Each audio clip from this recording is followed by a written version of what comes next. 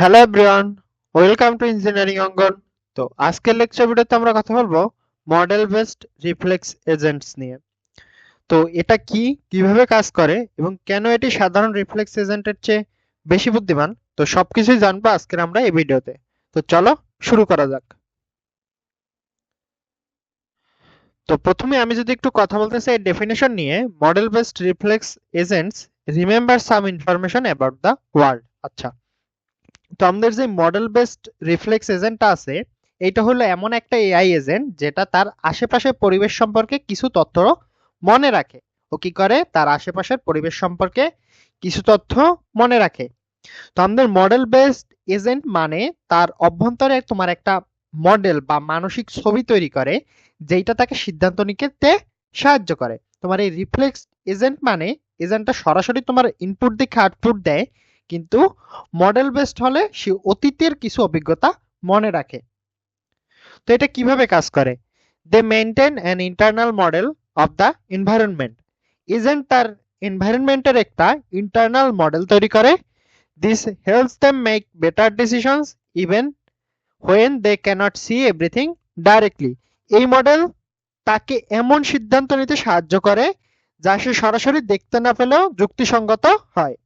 তো internal model মানে তোমার এজেন্ট জানে আমি আগে কি দেখেছি, কি করছি, এবং সেই তথ্য ব্যবহার করে সে ভবিষ্যতে সিদ্ধান্তটা নেয়।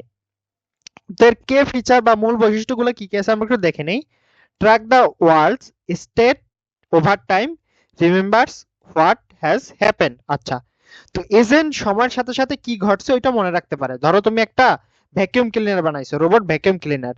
তো রোবট জানে সে কোন জায়গায় আগে পরিষ্কার করতেছে, তাই আবার সে ওই জায়গাটায় যায় না, নতুন জায়গায় যায়।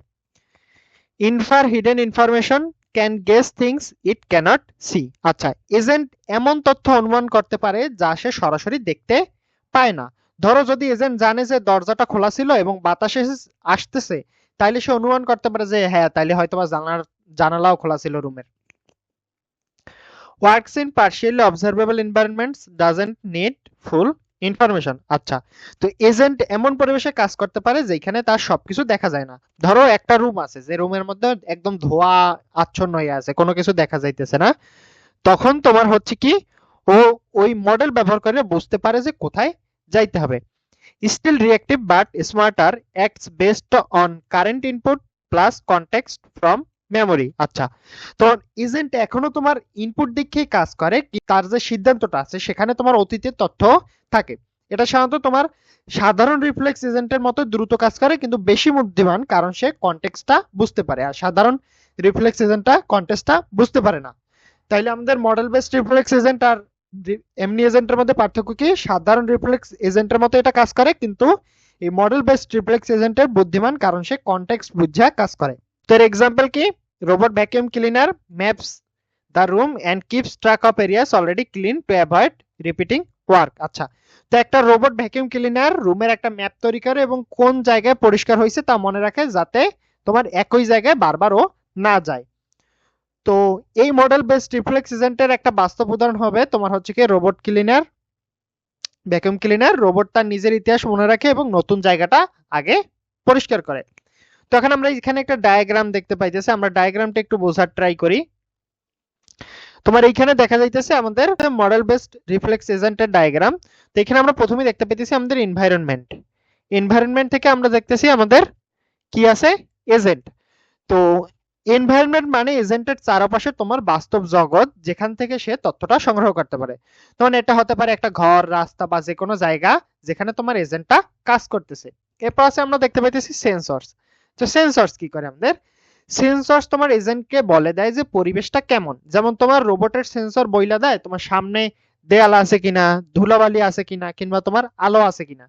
এরপর আছে আমাদের condition action rules. What action should I do now. তো কন্ডিশন অ্যাকশন রুলস এজেন্টের ডিসিশন মেকিং সিস্টেম। যেমন যদি সেন্সর বইলা দেয় যে সামনে দেয়াল, তাহলে রুল বলবে যে তুমি এখন দেয়ালের সাথে ধাক্কা খাবা, তাহলে তুমি ঘুরে যাও। এরপর আছে আমাদের অ্যাকচুয়েটরস।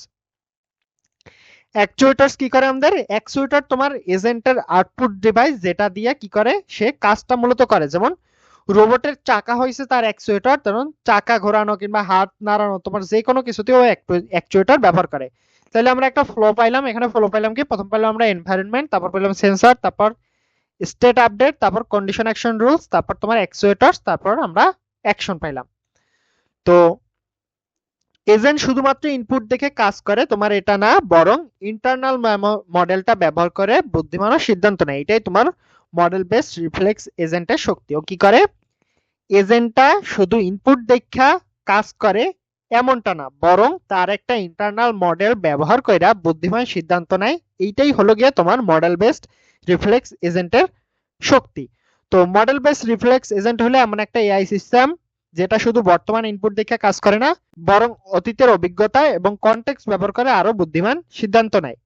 এটা তোমার এআই এর একটা গুরুত্বপূর্ণ ধাপ, বিশেষ করে যখন এনভায়রনমেন্ট পুরোপুরি দেখা যায় না। তো এই ছিল মূলত আজকে আমাদের মডেল বেসড রিফ্লেক্স এজেন্টের ভিডিও। তো আমাদের ভিডিওগুলো ভালো লাগলে অবশ্যই চ্যানেলটিকে সাবস্ক্রাইব করে আমাদের সাথেই থাকবেন। দেখা হবে পরবর্তী কোনো ভিডিওতে। ধন্যবাদ।